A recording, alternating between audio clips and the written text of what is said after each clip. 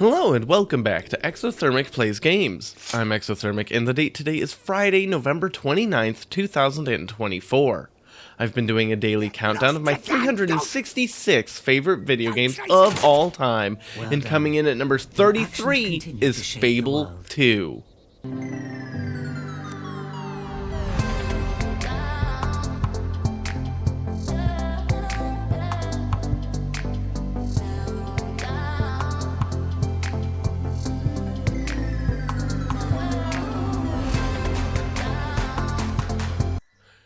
Fable II is a nearly perfect game.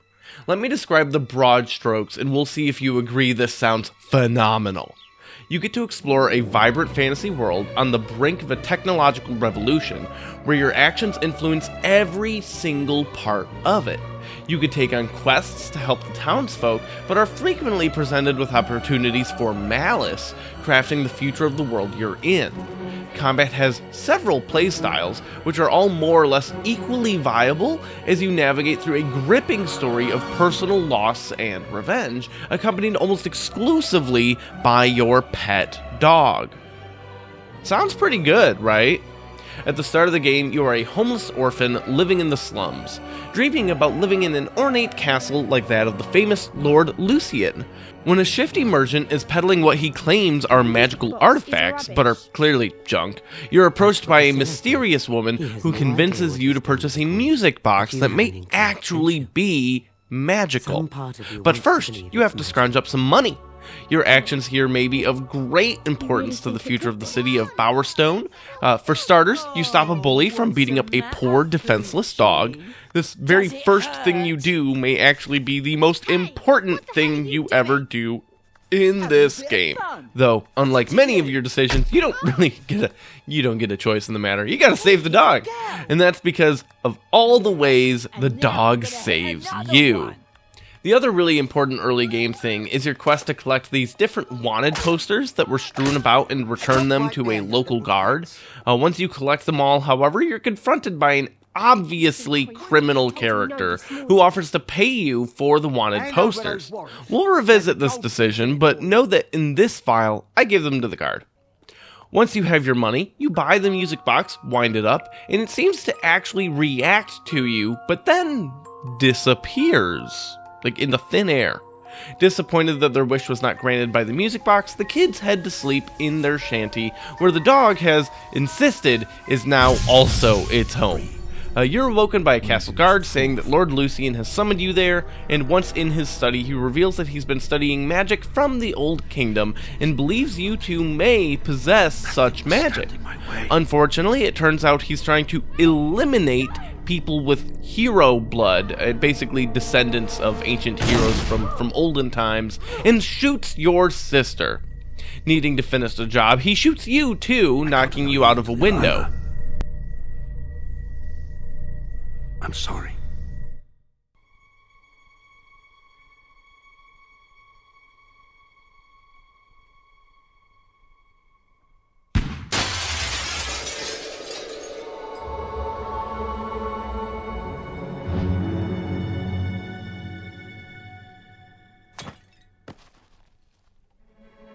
It turns out people with hero blood can survive a whole lot, and you're rescued by your dog, and the mysterious woman that convinced you to buy the music box emerges once more to get you out of the city and raise you to claim your revenge. 10 years later, the real game begins. You're now grown up enough to start your revenge quest, and there's a lot that's changed in the world. The most immediate example of this is when you get back to Old Town in Bowerstone, and depending on who you gave the wanted posters to, it'll either be a crime-infested hellhole, or as it is on this file, it's like extremely gentrified and one of the most bustling parts of town. Even the guard you helped out was made sheriff by Lord Lucian due to his ability to clean the place up. Speaking of Lord Lucian, where did he go after, killing kids? He's been busy reconstructing a gigantic, ancient magical tower. What's it do? When it's done, he'll be able to utilize it to suck up all the magic in the world and become God Emperor, fulfilling his every wish. That's all. So obviously, you've got to put a stop to that, and there's even a prophecy for you to fulfill doing exactly that. The first step of the prophecy, however, is grabbing 3 more heroes pertaining to each type of combat. There's a hero of strength, which is your melee combat, hero of will, which is magic, and a hero of skill, which is your ranged combat. As for you, you tie them all together. The combat in the game is definitely fun, although not exactly the most complex or challenging. As you defeat enemies, there's little orbs for you to collect that are experience points, but there's a bunch of different colors. These colors are spent in different combinations in order to unlock and upgrade your skills rather than having a linear level system. I really like how open this is, giving you room to grow, and with how different types can overlap for certain skills, allowing you to really focus on whatever you want despite the varying costs for each upgrade, but you still get to spread out a little at least. And in addition to things like flat stat upgrades, you'll gain access to stuff like blocking or chaining melee attacks or dodge rolls and other movement abilities. Of course, the magic is there too, and there's a lot of different strategies you can go with. Generally, my favorite spell in the game is the one that manipulates time. Not only can it be charged to slow time for all enemies around you, which is crazy when you level it all the way up, like it feels like you're just cheating, but it can also be used as a short teleport for yourself, outmaneuvering and getting the jump on your foes.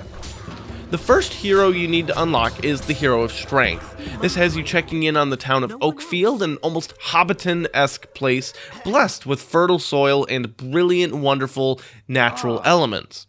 It turns out there's a magical tree that grants all of this, but a ritual needs to be performed every once in a while to keep this up, and you need to help with it. But first, you need to earn their trust that you can get the job done. There's a mechanic in the game called Renown, which you get for your deeds throughout the land. While often this is heroism, it can make it look like anything but. One of the coolest things about the game is that your behavior, not even just in like the key story decisions or things of that nature, but everyday behavior will influence whether you are good or bad. Like even just being careless while running and plowing through crowds will affect this. There's loads of things that affect this. Some of your biggest decisions, however, will also affect a different scale called your purity, basically being more pure or more corrupted. This is a very cool system that will actually slowly adjust your appearance over time, where if you get to either extreme, you'll wind up taking on angelic appearance things like a halo, or even a dark demonic appearance with devil horns and stuff. Your dog gets reflected in this too, though not to the same extreme. I do want to touch on one other physical change your character can go through too. If you eat a ton of unhealthful food to restore your health in combat, which is pretty normal in a lot of role-playing games, you'll gain a ton of weight. This is almost entirely cosmetic, but weight management is a real thing in this game, and it's just another great thing about your actions having consequences. But anyways, once you get your renown up, you're offered the job of protecting one of the monks for this ritual, which is shocking given the monk. The Hero of Strength is the abbot's daughter, and she's a very large, muscular, imposing woman. You protect her as she carries a giant vase through these caves to fill it with mystical waters, and you're besieged by spirits and undead stuff. This is all nice and fun, and some of your first real taste of the more interesting parts of combat in the game, but when you get to the end and complete the trial, you're informed that an agent for Lucian has the abbot at gunpoint. His daughter rushes over, but you're both too late, and the abbot is murdered. Earlier in the story here, the daughter tells you she's sworn a vow of pacifism. She breaks that, smashes the dude's head wide open with a massive hammer, which, incidentally, is what she calls herself now as the Hero of Strength. You wind up getting the Hero of Will, and then the Hero of Skill, and saving the day, but they're all very interesting, weird characters like this. I'm giving broad strokes from here, but the story in this game is actually awesome and fittingly epic. In order to get the magic hero, Garth, to join you, a lot needs to happen, including working on the inside and sabotaging the development of Lucian's tower. This takes 10 years in-game, and throughout it, you'll be faced with a ton of tough decisions that will have long-reaching impacts on the rest of the world. When you return with Garth, the world may be quite different than how it was when you left. Places that were once prosperous would be overrun by crime and bandits. People you trusted could have lost their way. This manifests in a ton of ways based on the decisions you made before leaving for the tower, and also while you were at the tower yourself, and it permeates through every system of the game, especially the economy. This game has a full-blown economic system that's pretty cool. You can buy and sell with merchants, of course, but you can also find work, generally through trades like blacksmithing or cutting wood. They're little mini-games focused on just timing a button press through a meter, but they're fun. By far the most interesting thing about the economy, however, is real estate. If it's a building, you can buy it. You can buy, like, anything. Some of them will cost an outrageous amount of money, but that's why you start small. You can buy property to rent out. You can do things like, I don't know, murder the current owner to make the house or business unoccupied and thus, cheaper. There's loads to do here, and you can be as monopolistic and, just really evil about it as you want. But speaking of killing, there's a function to turn off the safety mode for combat. Basically, this means you can start butchering entire towns except for the children. No kid murdering in this game other than your sister. There's loads of other ways you can interact with the townsfolk besides evil stuff too, of course. Your antics can cause people to, actually like you, and there's a whole emote system to push this, causing people to like you so much through either your charming personality or gifts, or apparently they fall head over heels for you when you toss up the head of a decapitated bandit lord that terrorized the town. You can propose to marry them and start a family and everything. And there's actually a lot of systems there too. You can start a lot of families. It turns out, and also you can get we'll go with diseases. If you're if you're starting too many families, if you're catching what I'm saying. But back to the story. The last hero, Reaver, is not much of a hero at all. In fact, he's hired to kill you and almost succeeds, but you pretty much force him to join you in your quest to kill Lucian instead. I'm going all the way here because the very ending of this game is something worth talking about to get a full appreciation and understanding of this game. And by that, I mean get super pissed and annoyed with it. You get through all of your trials and tribulations, you make moral sacrifices, you take a heavy toll on your body and soul, and in the end, you're face to face with Lucian. I didn't play through this whole game to record this for you, but I do want you to notice that when you're in a cutscene, you can still move around, but the interface is gone. Well, it turns out that while Lucian is monologuing on a bridge, you can just fight him.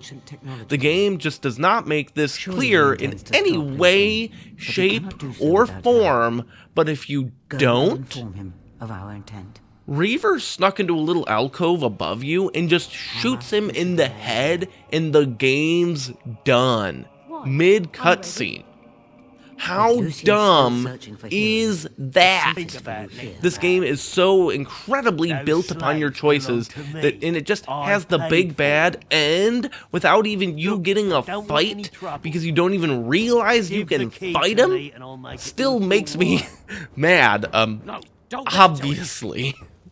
But there's still one more choice left to make at the end. Basically, you can use the power of the tower to rewrite history a little bit. There's needs of the many, needs of the few, and needs of the one. Many brings back to life everyone that died from all of Lucian's tyranny, especially in the efforts to build the tower. It's a lot of people, like so many people. You absolutely, as a hero, you should pick that one.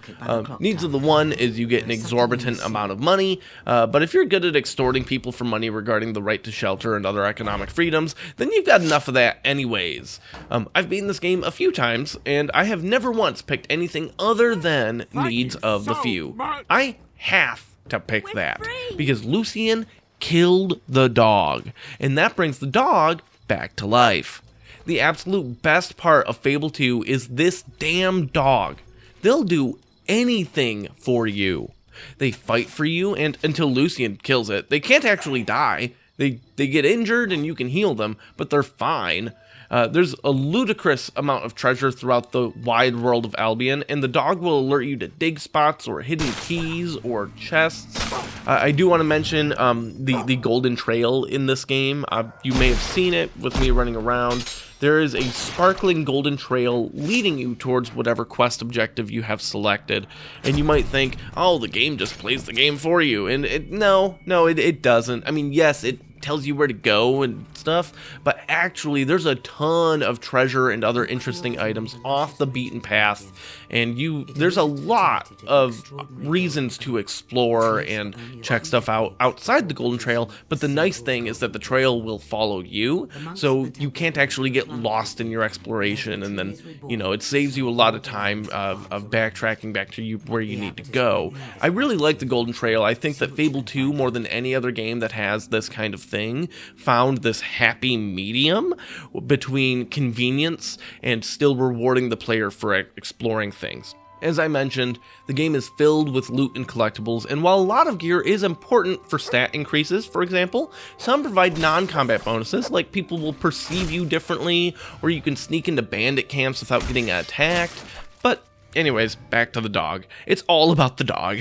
This dog has emotions. Sometimes you go into a dungeon and the dog is scared and whimpering. You can comfort them and make them feel better. You can play with this dog. When you're doing your emotes throughout town or whatever, your dog can learn tricks to go alongside them, and you kind of become a two-man show. Of the many things that Fable 2 has to offer, perhaps its greatest strength is doing everything Nintendogs never could. Join me tomorrow as I talk about my 32nd favorite game, where I embark on what might be the most ambitious multimedia crossover of all time.